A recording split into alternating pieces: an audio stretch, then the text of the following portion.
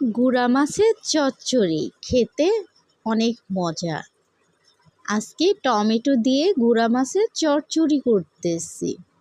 সবগুলো মশলা একবারে দিয়ে নিয়েছি। হলুদের গুঁড়া, মরিচের গুঁড়া, ধনিয়ার গুঁড়া, জিরার গুঁড়া মিক্স একসাথে, কাঁচামরিচ, রসুন কুচি, পেঁয়াজ কুচি আর টমেটো ফ্রিজে ছিল, আমি আগে থেকে ফ্রোজেন করে রেখেছিলাম, ওইটাই আমি দিয়ে দিছি।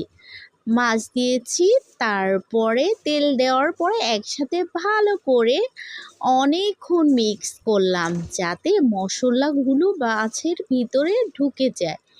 এভাবে আপনারাও করতে পারেন, বাসায় ট্রাই করবেন, যত মাখবেন তত টেস্ট হবে। আমি চচ্চড়ি করলে এভাবেই করি, আমার কাছে আবার অনেক ভালো লাগে। ভাই, তোমাদের কাছে কেমন লাগে আমি জানি না। এভাবে তোমরা খেয়ে দেখো। মাখানো শেষ, এখন আমি পরিমাণ মতন পানি দেব। অবশ্যই বেশি একটা পানি দেব না, মিডিয়াম